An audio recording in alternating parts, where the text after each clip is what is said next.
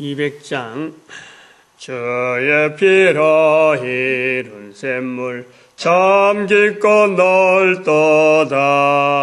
그와 나는 크신 능력 더 찬송할지라.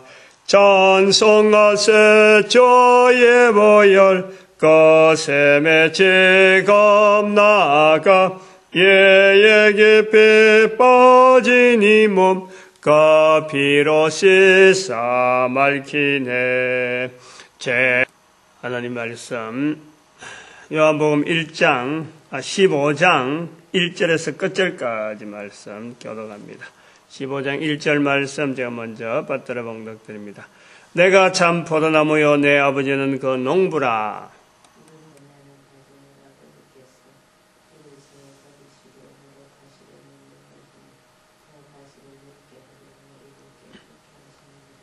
너희는 내가 일러준 말로 이미 깨끗하였으니.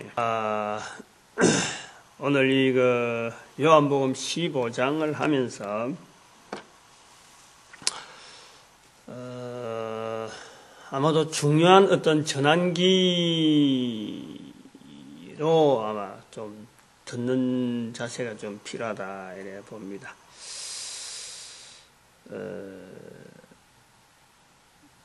아마 좀 듣도 보도 못한 어떤 해석, 성경 해석의 어떤 접근, 아마 이런 쪽으로 갈 것 같은데, 요한복음 14장, 15장, 16장, 17장, 이 4장, 요한복음에서의 11장, 12장 사건이 나사로의 죽은 나사로를 살리는 그로 인해서 파장되어지는 예수님을 나사로까지 죽이려 할 정도로 큰 어떤 사건으로 봐서 이것을 분기점으로, 그래서 11장을 분기점으로 볼 때에 13장에 가룟유다를 정리하는 가룟유다, 예수님의 제자 중에서 가룟유다의 관계를 정리하면서 이제 14장부터는 가룟유다가 없는 상태로 하나의 환경을 두고 14장, 15장, 16장,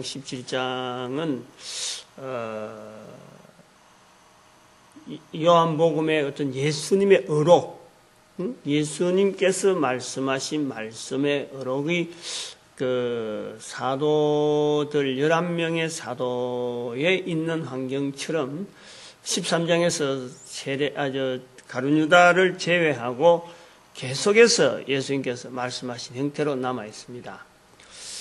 이것을 마태복음하고 연결 비교해보면 비슷한 형태의 어떤 흐름이 나오죠. 마태복음의 5장, 6장, 7장, 10장 하는 이런 내용을 보면은 마태복음에서 예수님의 어록이 아주 집중적으로 포함되어 있는데, 거기에는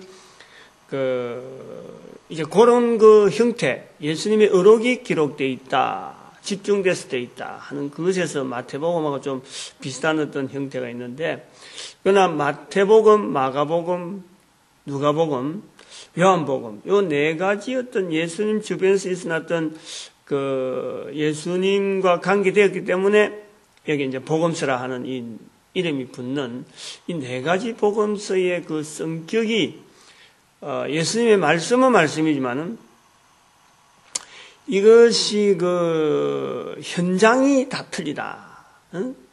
지향하는 현장이 다 틀리다 하는 걸 우리가 거기에서 차이를 볼 수가 있습니다.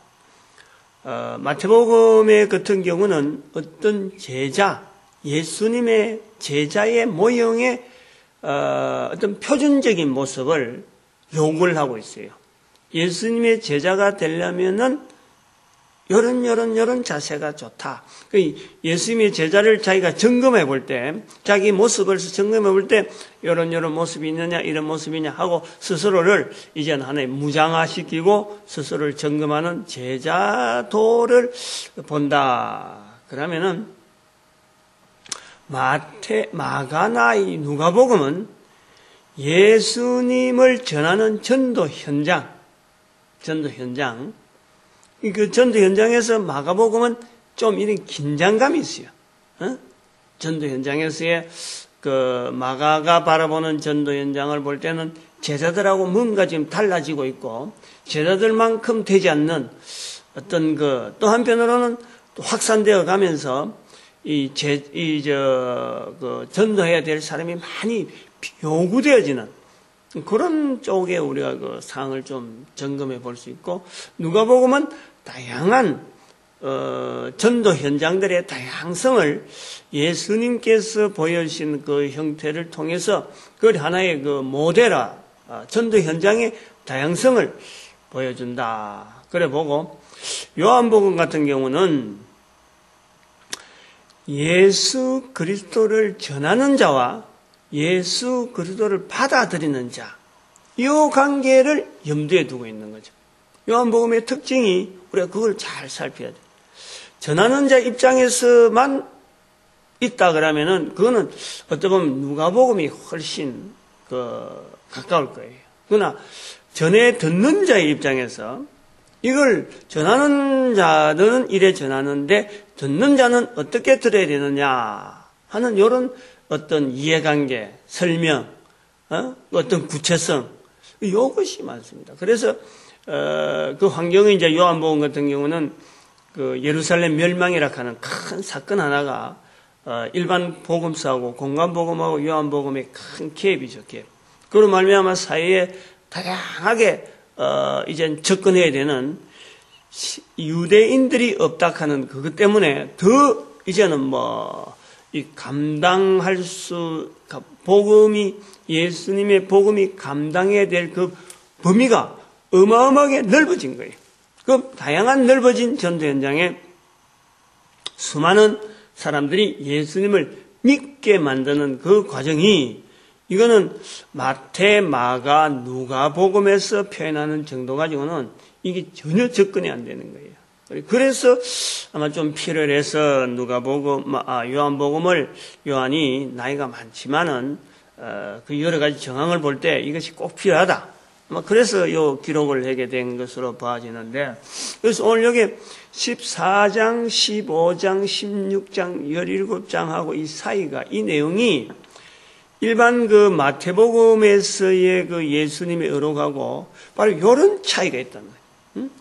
전하는 전도자의 그 전도 언어에 대한 이런 구분도 대단히 어떻게 보면은 좀 폭이 넓고 강분한 이 전도 언어를 어떻게 하면은 좀 이렇게 다음 세대에서 전하는 사람들이 이걸 잘 받아서 해야 되느냐 하는 그런 것도 요점이 있고, 또 한편으로는 그 수많은 사람들이 전하는 다양한 각양각색의 그 언어를 받는 사람이 과연 예수 그리스도를 믿어지게 하는 이 일에 굉장히 지금 고민을 하는 그런 어떤 부분에서 이 내용을 봐야 된다. 14장, 15장, 16장, 17장. 14장 할 때는 이제 주제 자체를 큰 주제를 몇 가지 했는데, 15장에는 왜 이 주제를 자르지 않고 1절에서부터 마지막 절에서 잡고 지금 이걸 넘어왔느냐. 또 16장 넘어가면은 또 다른 또 주제들이 물론 연결되어지는 한 14장, 15장, 16장, 17장 같이 하나를 갖고 전체를 갖고 만약에 주제를 삼아라 한다면, 잡아라 한다면요, 딱 두 가지입니다. 딱 두 가지. 하나는 뭐냐면 예수님을 믿게 하는, 믿는다라는 이 부분에 어떤 초점이 있어요. 그거는 요한복음 전체의 요구사항이라. 전체 요구사항. 요구사항. 어떻게 하면은 나를 믿게 하느냐. 믿는다는 것에는 어찌 보면 또 그게 전도라, 전도. 그래서 나를 사랑하느냐. 예수님께서 나를 사랑하느냐. 사랑 자체가 전도다. 내 계명을 지키라. 새 계명. 13장에서는 새 계명을 주노니 서로 사랑하라. 14장에서는 너희가 서로 사랑하면 내 계명을 지킨 줄 알겠다.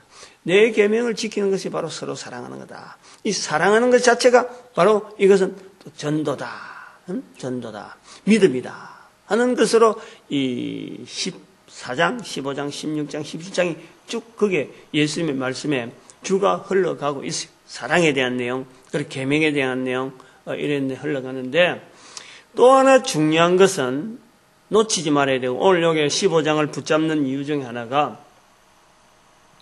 성령님을 표현하는, 성령님을 증거하는, 즉 전도하는 현장에서의 전도자가 가져야 될 자세, 이거 바로 성령님에 대한 접근인 거예요. 성령님에 대한 접근. 그리고 이 전도를 받는 자가 또한 의지해야 될 것이 또 성령님이시다 하는 이것이요, 14장, 15장, 16장, 17장에 이게 주요한 흐름으로 봐야 되는 거예요. 근데 요거를 중요하게 보지 않기 때문에 제가 지금 15장을 일부러 의도적으로 전체를 잡고, 예수님께서 내가 참 포도나무요, 내 아버지는 그 농부다 하는 이 표현에서 예수님께서 증거하는 성령님을 증거한다 하는 것으로서 나타내려고 하는 거예요.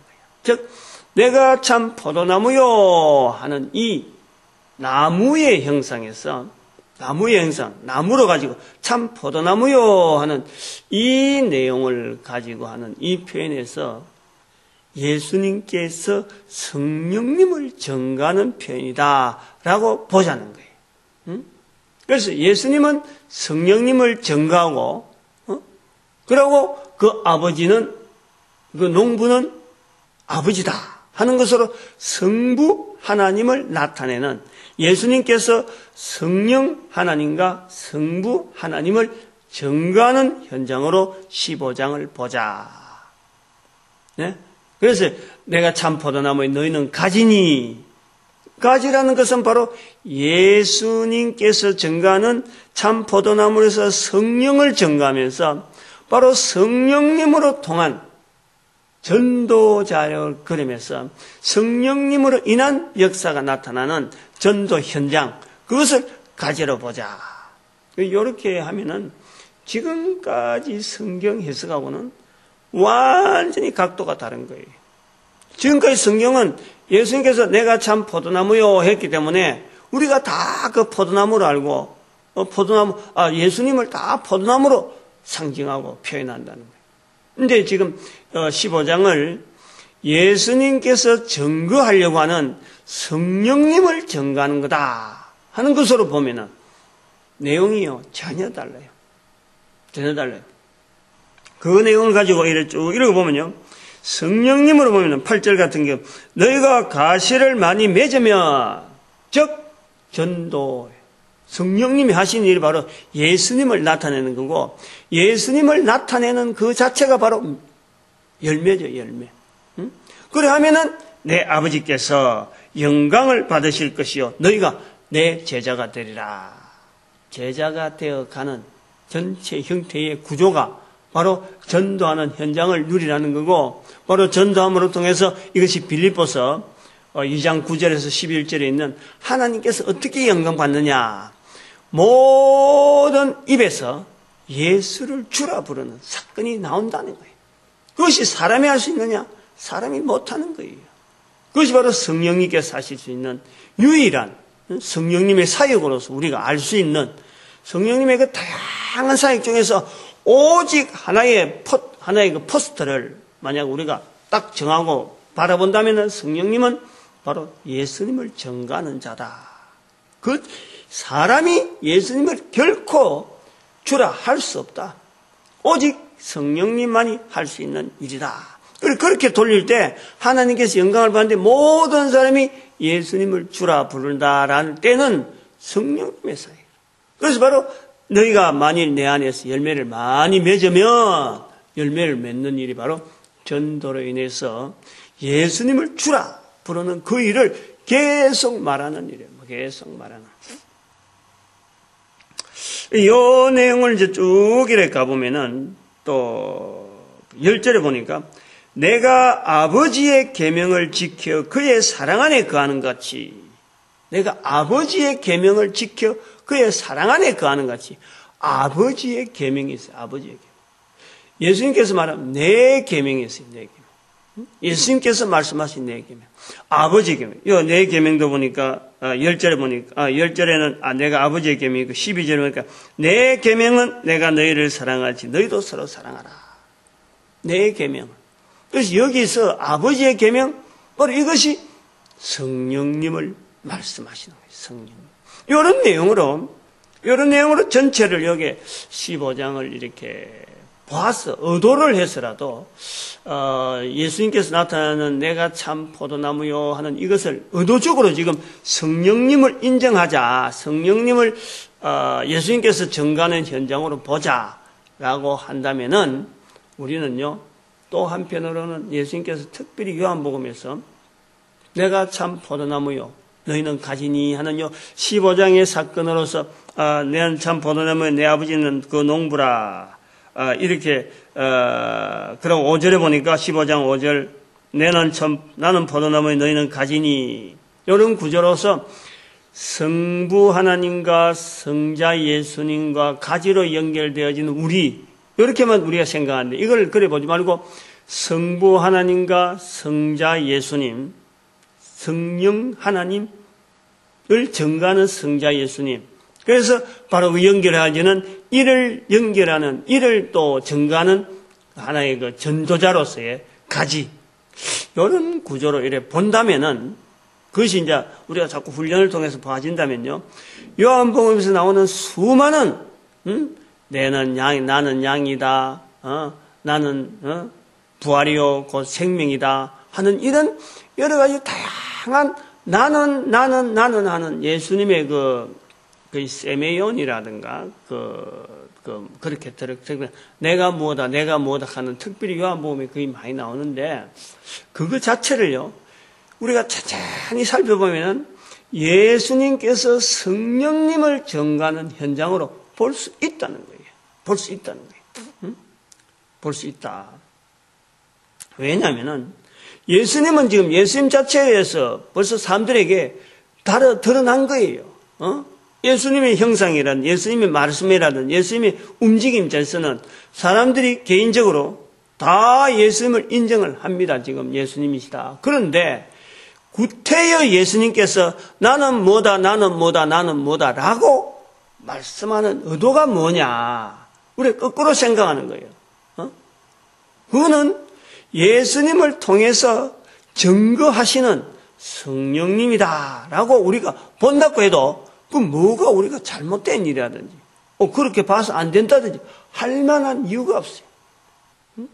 그런데 오히려 그렇게 보는 훈련이 더 필요한 것은 성령님을 우리는 자꾸 알아가야 되고 찾아내야 되고 성령님을 사역을 우리는 어떻게 하든지 인정을 해야 되는 그런 우리 나름대로의 아주 절대적인 상황이 있어요. 근데 그게 안 되니까 그래 안 하고 있잖아요. 안 하고 있다는 것은 예수님께서 말씀하시는 이 성령님을 증거하려고 하는 이 증거 자체를 우리는 놓치고 있는 그런 거로 보는 거란 말이에요. 그런데 이것이 얼마나 중요하냐. 항상 이야기하지만 얼마나 중요하냐. 왜 성령님을 우리가 찾아야 되느냐. 왜 성령님 인정해야 되느냐. 이것은 얼마나 중요하냐면 늘 우리는 아까도 말씀했지만 고린도서 12장 3절이 3절에서 성령을 아니하고는 예수를 주라 할 수가 없다는 게 성령님을. 그리고 예수님께서도 내가 나를 부인하고 나를 이렇게 무시하더라도 그는 용서받을 수 있지만 성령님을 부인하면은 용서받지 못한다. 용서받지. 이 마태복음 12장 32절의 말씀입니다. 이 분명한 성령님의 자리가 있는. 우리가 잘 아는 아버지와 아들과 성령의 이름으로 세례를 주라. 마태복음 28장 19절 20절. 그 다음에 사도행전 1장 8절에 성령이 임하면 권능을 받고 내 증인이 되리라. 이 성령님에 대한 예수님의 직접적인 표현만 하더라도 이게 얼마나 중요한 자리에 있는데 우리는 그것에 대해서요 성령님을 인정하지 않는 우리가 삶이 있다니까. 우리가 실제로 비교를 해봐도 예수님이 이만큼 성령님을 강조했는데 우리는 성령님에 대한 인정을 잘 못한다는 거예요. 그런 것이 어디 있느냐 할 때에 예수님께서 성령님을 제자들에게 또 말씀을 통해서 후대에 계속 남기려고 성령님을 인정하는 여러 표현들, 그렇게 중요한 성령님을 예수님이 전혀 언급을 안 하고 그러면 지내왔느냐, 이제 그걸 우리가 봐야 돼요. 예수님이 여러 가지 어록 중에서 예수님이 그만큼 성령님에 대한 표현을 강하게 주장하고 있었음에도 불구하고 예수님의 이 땅에서의 하나님을 증거하고 하나님을 나타내는 그 하나님이 일을 하러 오신 예수님께서 이 성령님을 증거하는 일을 하지 않았겠느냐. 그것이 있었을 건데 우리는 그것을 성령님으로 인정하지 않는 우리가 있다는 거예요. 우리가.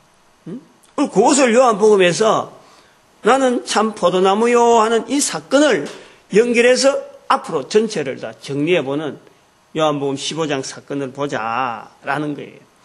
왜 요한복음 15장 사건에서 나는 참 포도나무요 할 때에 이 내용을 또 말씀하느냐 하면은 바로 이것이 선악을 알게 하는 나무, 창세기 있는 하나님께서 선악을 알게 한 나무의 실과는 먹지 말라라고 하신 그 말씀에서 나무란 말이에요. 선악을 알게 하는 나무의 실과를 먹지 말라라고 하신 거예요. 열매 자체가 뭔지를 모르는 거예요. 그런데 오늘 예수님께서 나는 참 포도나무요. 단순한 포도나무라는 게 아니고 참 포도나무요. 나는 참 포도나무요.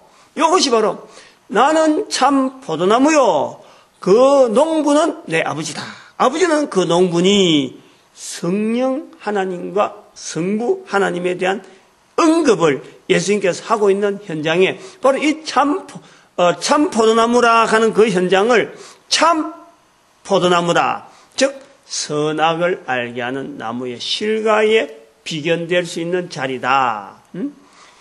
선악을 알게 하는 나무의 실과가 꼭 포도나무인지 아닌지 자체는 알 수가 없어요. 그러나 참 포도나무요 할 때 참이라 하는 그는 어떤 내용이 들어간 것을 통해서 원래적인 내용이다.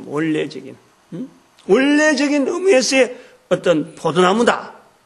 이런 개념이 있죠. 그래서 그것을 선악을 알게 하는 나무의 실과, 나무에 비견해서 우리가 선악을 알게 하는 나무 자체를 우리가 창세기 2장 7절이나 그리고 창세기 쭉 강론을 통해서 설교를 통해서 그 선악을 알게 하는 나무의 실과를 성령님으로 비교하고 생명나무로 하는 이 나무 자체를 중앙에 동산 중앙에 있는 두 그루의 나무라 하는 이런 부분에서 성령 하나님과 성부 하나님, 성자 예수님의 관계를 우리는 두고 본 거예요. 그래서 그것이 왜 그럼 선악을 알게 한 나무의 실과를 딱 먹지 말라라고 했느냐 하는 그 자체를 예수님께서 말씀하신 그 마태복음 12장 32절에 있는 성령을 부인하면 하는 이 인간이 손대지 말아야 될 그 영역 자체를 예수님께서 그렇게 표현하고 창세기에서는 그렇게 표현한 것으로서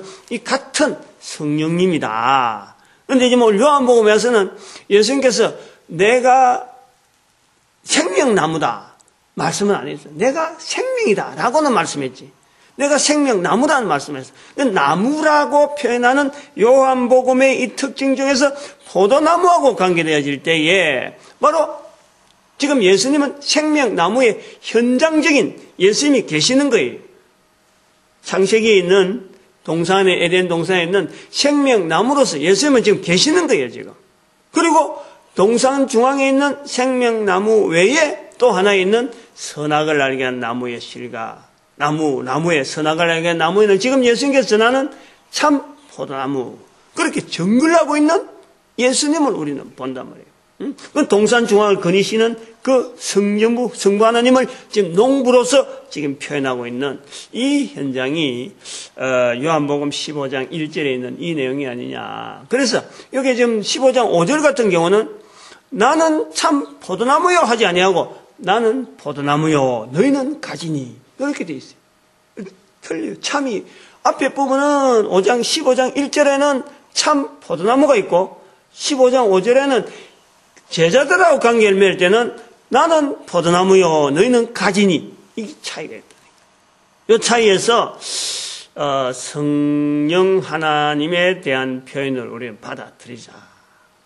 그래서 그러면 요한복음에는 어쩌보면은 지금 그 내용이 이제 나올 건데 이 성령 하나님에 대한 이 표현이 강하게 밑바닥에 계속 깔려 있다는 걸 알아요.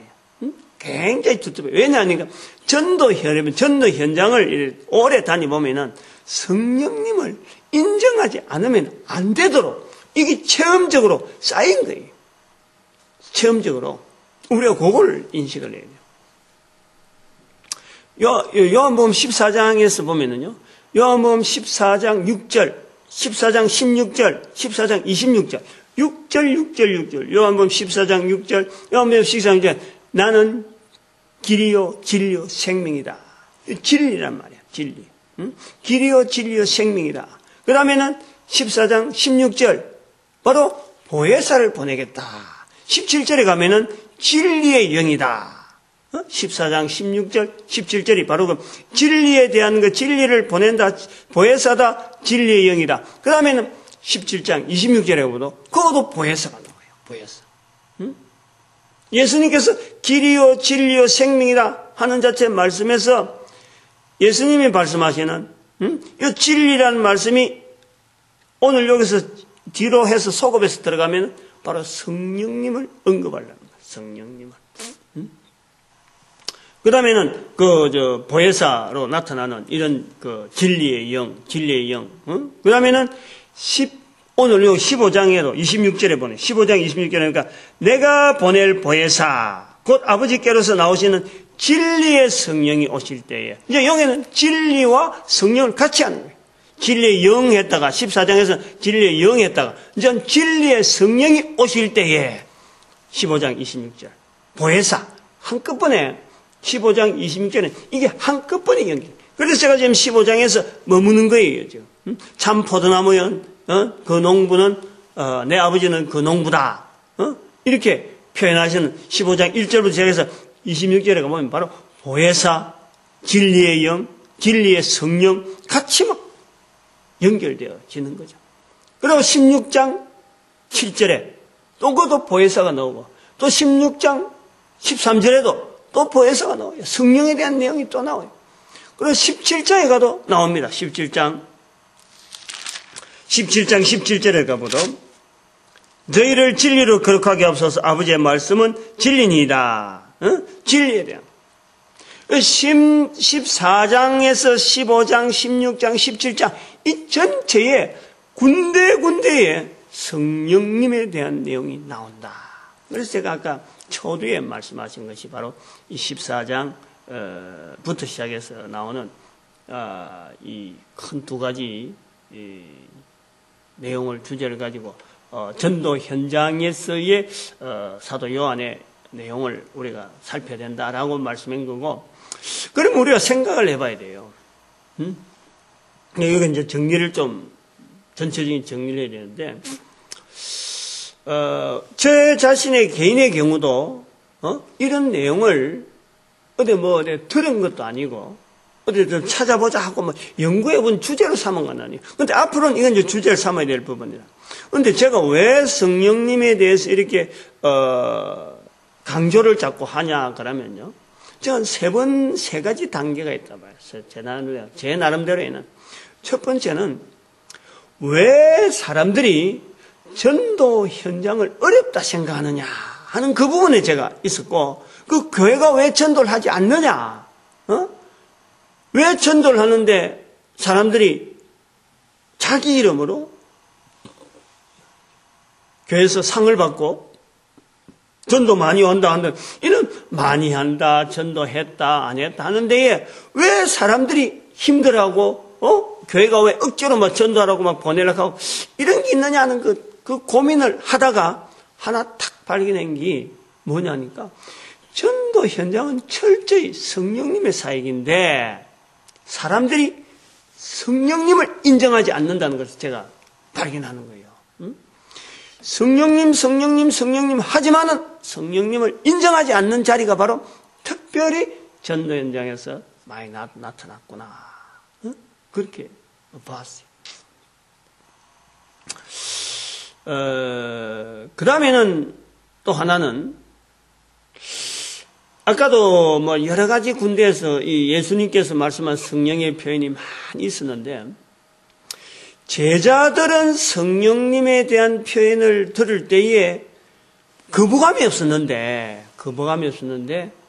왜 우리는 성령님에 대해서 전혀 부르지 않는, 찾지 않는, 아버지는 부르다가 예수님은 불렀는데도 불구하고 성령님은 우리가 잘 인정을 하지 않는 그 환경이 어디에 있느냐. 다시 말하면 유대인들은 어떻게 해서 이 성령님을 예수님이 이야기할 때 아버지와 아들과 성령의 이름으로 세례를 주라, 너희들 성령을 부인하면 안 된다 라는 말씀을 할 때 거부감 없이 이걸 지키고 받아들이고 있느냐, 그게 성령님 뭐냐라고 하는 질문을 아무도 안 하더라는 거지.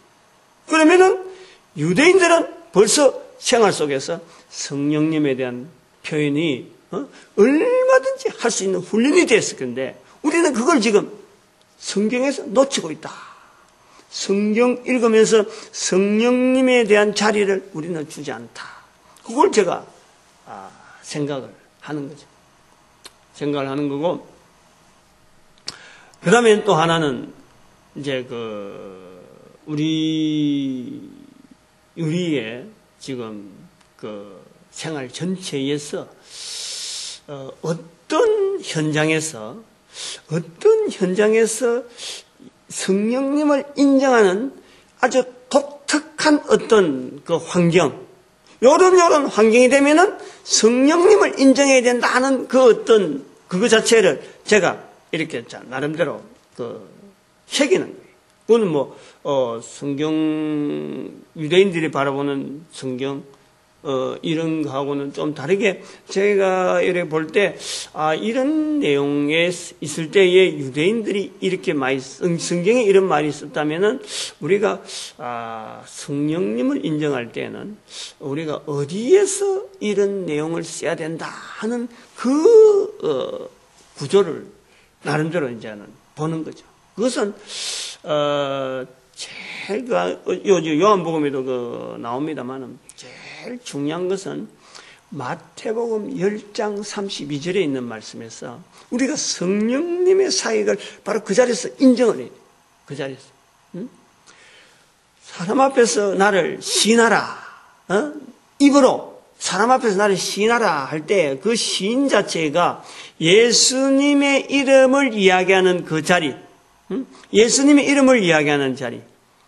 그러면은 아버지께서 저를 시인하도록 예수님께서 시인하시겠다. 하나님께서 인정하도록 예수님께서 시인하겠다 할 때에 내 입으로, 사람의 입으로 예수를 시인하는 그 자리가, 이거는 성령님을 인정하지 않으면 안 되는 그 자리로 우리가 보지 않는 거예요. 그런데 이런 것이 이제 거기에 성삼위, 성부, 성자, 성령 하나님이 들어가고 또 내 개인이 한 인간이 바로 거기에 신적인 존재로 들어가는 신의 자리에 들어가는 거예요. 성령을 성신이 임하면은 너희들도 하나님이라 신이라 하지 않느냐. 예수의 말씀이 그래요. 우리에게 성신이 들어가는 자리로서 우리가 신의 자리로 그게 사위로 우리가 들어가는 자리, 그 자리에 들어가는 거죠. 그래서 성령님이라 인정한 자리는 실제로 내가 인간이지만은 하나님과의 동일한 거룩한 자리로, 구별한 자리로, 특별히 하나님께서 우리를 의라고 인정되어지는 그 자리로 우리가 들어가는 거예요. 그럴 때에 우리의 삶의 현장이 평탄한 현장, 그런 말을 쉽게 할 수 있고 그런 말이 얼마든지 나올 수 있는 그런 환경이냐, 우리의 삶이 거기에서 우리에게 있어서 환난이나 고통이나 환경이 여러 가지 막 뒤범벅이 되어질 때에 뚜렷하게 한 방향 가지고, 즉 예수를 인정하는 그 환경 속에서 내가 표대를 딱 가지고 설 수 있는 그런 중심이 되어지는, 나에게 주는 힘, 내게 나타나는 그 힘, 그 자리를 계속해 지켜나가려는 그 힘, 그것을 성령으로 두자라고 하는 제 나름대로의 어떤 정리입니다. 그것이 이제 성경에 나타날 때는, 성경에 표현될 때는 두려워 말라, 강하고 담대하라. 요소에게로 말한, 그래서 요소에서부터 우리가 성령의 흔적을 본다 하면은 요소에게 이야기한 두려워 말라, 강하고 담대하라. 내가 너와 항상 하게 하겠다. 그렇게 한 그 하나님의 성경에 나타나는 언어, 하나님께서 말씀하시는 그 언어에 바로 성령님을 연결하는 거예요. 성령님을. 그러니까 성경 전체에 성경을 읽을 때도 요런 어감이 들고 요런 강하고 담대하라, 두려워 말라, 하나님을 나타내라, 여호와를 바라라 하는 이런 바로 예수 그리스도를 연결해 연성시키는데 그 자리가 지키기 힘든다. 그러한 현장이 주어질 때는 바로 그것을 성령님의 사역으로 보자는 거예요. 성령님의 사역. 이렇게 성부, 성자, 성령, 성경에 나타난 예수님도 성령 하나님에서 강하게 강조했고 15장 1절을 통해서 성령님을 증거하는 장이라고 한다면 우리도 성령님을 나타내는 여러 다양한 환경 속에서 서로 통일되게 해가지고 이렇게 나가보자. 그거 한다고 해서 나쁜 짓 하는 일이겠느냐. 15장의 사건을 성령님을 표현하려고 이렇게 한다고 하는 것이 나쁜 의도를 가지고 하는 거냐? 전혀 아니죠. 전혀 아니죠. 오히려 성령님을 증거하고 성령님을 찾고 나타내고 그러므로 성령님을 부인하지 않는 것이 우리에게는 훨씬, 그거는 영원히 용서받지 못하는 그런 죄를 우리가 범치 않는, 그런 거란 말이에요. 그렇게 하기 위해서 우리가 이런 시도를 해본다라고 할 때 지금까지 안 했다고 해서 이상한 소리 한다 라고 볼 것이 아니라 오히려 이런 데에 더 적극적으로 시도를 해봐야 될 그런 어떤 것이 있다. 그래서 오늘 제가 요한복음 15장을 통으로 전체를 갖고 나는 참 포도나무요 하시는 그 예수님의 말씀에서 이거는 성령님을 증거하는 자리로 보자라고 하는 그 내용을, 그리고 이제 그러려면 요한복음 앞뒤 전체를 예수님께서 말씀하신 나는 뭐요 적어도 한 7가지 있다 그러는데 그 전체를 사실은 예수님께서 성령님을 증거하는 현장으로 전체를 매기도 된다라고 하는 그런 어떤 좀 구조를 한번 염두에 두고 요한복음을 좀 계속해서 보아지기를 바라고, 또 그러고 성령님을 자꾸 인정하려고 하면요 자꾸 그렇게 조명해 줍니다. 힘을 줘요. 가능하다. 그렇게 한 믿음이 오히려 지금 성령을 인정 안 하고 있는 그 믿음보다도 훨씬 온전한 믿음으로 우리를 세워가는 것을 보게 되는 거죠. 그렇게 해봐야 되는, 의도적으로 개인적으로 더 많은 연구를 해서 접근할 수 있는 그런 것이 되면 좋겠고, 바로 이런 것이 바로 교회 와서 우리가 되어지는 것은 이런 이야기를 자꾸 들음으로써 내 자신이 자꾸 전도자 되어지는 그 삶을요 향하는 거예요. 전도자 되어지는 삶을 향하게 하는데 그거 누가 뭐라 하겠어요? 아마 하나님께서도 상당히 그런 중심은 기뻐하시는 그런 중심이 되지 않겠나 그래 보고, 우리가 또 교회락하는 이런 교회는 어떻게든지 전도하는데 모든 일을 하여튼 초점을 맞추고 해야 돼요. 어제도 뉴스 나오는 게 목회자 이 교회가 세금을 내야 되냐 말해야 되냐 하는 이런 부분도 가만 보면 이게 말이에요. 종교락 교회락하는 이 집단이 하나의 사회의 어떤 집단화가 됐어. 이거요 좋지 않는 거예요. 이거 좋지 않습니다. 세금을 내느냐 안 내느냐, 교회가 목회자가 세금을 내느냐 안 내느냐, 이거요 절대 우리가 사회적으로 봐갖고는 좋은 것이 아닙니다. 이거는 어떤 이런 식으로 어떤 집단화 시키는 것은 절대 좋은 게 아니에요.